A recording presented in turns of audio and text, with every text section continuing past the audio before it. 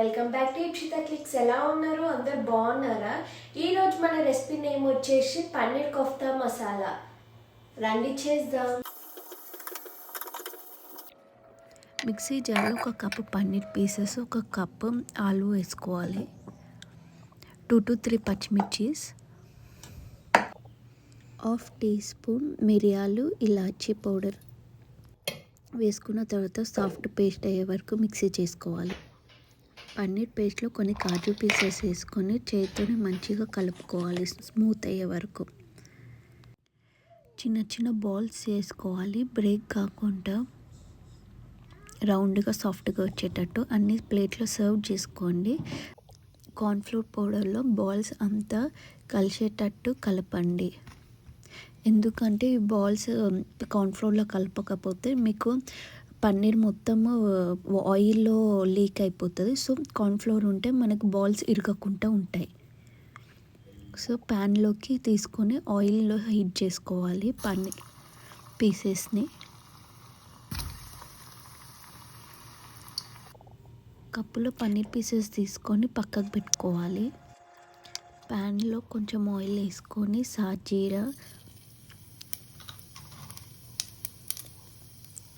లవంగాలు 2 to 3, బిర్యానీ ఆకు, చెక్క,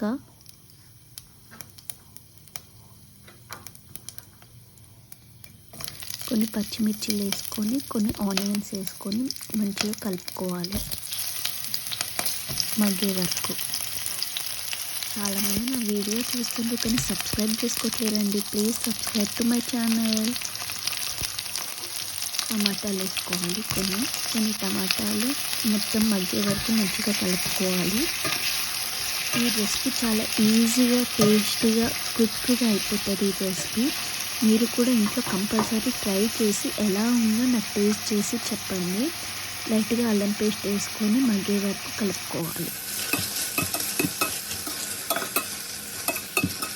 టమాటాలు మగ్గిన తర్వాత కొన్ని కాజు వేసుకొని కలుపుకోవాలి. టమాటాలు కొంచెం చల్లగా అయినాక సాఫ్ట్గా పేస్ట్ వేసుకోవాలి. ఈ రెసిపీలో కొంచెం నెయ్యి వేసుకుంటే చాలా టేస్టీగా వస్తుంది రెసిపీ. సో ఫైన్ పేస్ట్ ఇందులో వేసుకోవాలి, ఉల్లిగడ్డ టమాటా పేస్ట్. లైట్గా సాల్ట్ వేసుకోవాలి, కొంచెం గరం మసాలా,